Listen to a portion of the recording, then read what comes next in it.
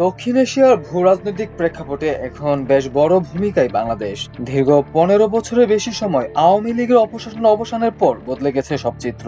ভারতের কাছে নতজানু পররাষ্ট্রনীতি থেকে বের হওয়ার পর খুলে গেছে অর্থনীতির অসীম দুয়ারও। মাত্র 1 বছরের ব্যবধানে দেশের সঙ্গে বাণিজ্য সম্পর্কে ভারতকে হটিয়ে দ্বিতীয় অবস্থানে উঠে এসেছে যুক্তরাষ্ট্র।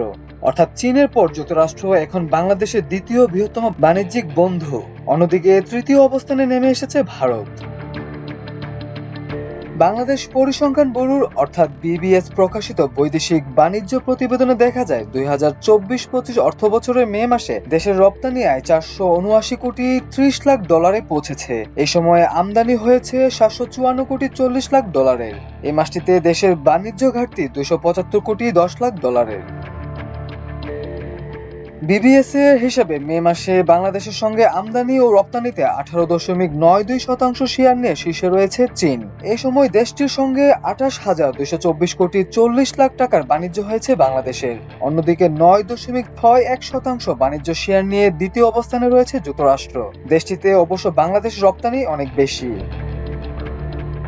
তাছাড়া ভারতের সঙ্গে বাংলাদেশের রপ্তানির চেয়ে আমদানি বেশি। মে মাসে দেশটির সঙ্গে মোট বাণিজ্য হয়েছে 107 কোটি ডলারের। এ সময়ে বাংলাদেশ ভারত থেকে আমদানি করেছে 92 কোটি ডলারের এবং ভারত রপ্তানি করেছে মাত্র 15 কোটি ডলারের পণ্য। শীর্ষ 3 দেশের মধ্যে শুধু যুক্তরাষ্ট্রের বাজারে বাংলাদেশের রপ্তানি বেশি, বাকি 2 দেশের কাছ থেকে আমদানি হয় বেশি। বিশ্বের রাজনৈতিক ও শুল্ক যুদ্ধের প্রেক্ষাপটে যুক্তরাষ্ট্রের সঙ্গে বাংলাদেশের বাণিজ্যের আরও সুযোগ বেড়েছে। ভারত ও চীনে যুক্তরাষ্ট্রের শুল্ক বৃদ্ধির ফলে সেখান থেকে পণ্য আমদানি অনেক ব্যয়বহুল হয়ে উঠছে। ফলে বাংলাদেশি রপ্তানিকারকরা আমেরিকান ক্রেতা, খুচরা বিক্রেতা ও ব্যবসায়ীদের কাছ থেকে ক্রমবর্ধমান ক্রয়াদেশও পাচ্ছেন।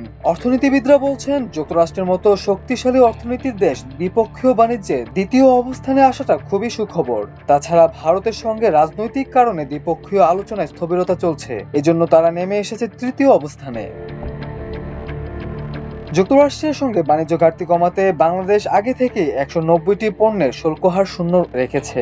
আগামী 2025-26 অর্থ বছরে বাজেট করার সময় আরও 100 পণ্যকে এই তালিকায় যুক্ত করা হয়েছে। যদিও এই সুবিধা যুক্তরাষ্ট্র নয়, অন্য দেশও পাবে। যুক্তরাষ্ট্রের দ্বিতীয় অবস্থানে আসাটা ইতিবাচক জানিয়ে পলিসি এক্সচেঞ্জার চেয়ারম্যান মাসরুর রিয়াজ বলেন, এই সময় যুক্তরাষ্ট্র দ্বিতীয় স্থানে উঠে আসাটা আশার আলো। কারণ বাংলাদেশে তার যে মার্কেট আছে, বাণিজ্যের ক্ষেত্রে শক্তিশালী দ্বিপক্ষীয় বাণিজ্য সম্ভব। বিশেষ করে দেশটিতে বাণিজ্য ঝুঁকি কমানো, পণ্যের বাজার উন্মোচন করা। এটি খুব ভালো খবর যে যুক্তরাষ্ট্রের মতো শক্তিশালী দেশ বাংলাদেশের দ্বিপক্ষীয় বাণিজ্যের দ্বিতীয় অবস্থানে আছে। বাংলাদেশের প্রধান রপ্তানি খাত তৈরি পোশাক রপ্তানিকারক সমিতি অর্থাৎ বিজিএমইএ এর সভাপতি মাহমুদ হাসান খান বলেন, ট্যারিফ ইস্যুতে যুক্তরাষ্ট্রের সঙ্গে বাংলাদেশের বাণিজ্য আরো বাড়বে। এর বিপরীতে স্থলবন্দর বন্ধ থাকায় ভারতে আমাদের রপ্তানি আরো কমতে পারে। তিনি আরো বলেন, বাণিজ্য সম্পর্ক অনেকগুলো বিষয়ের উপর নির্ভর করছে।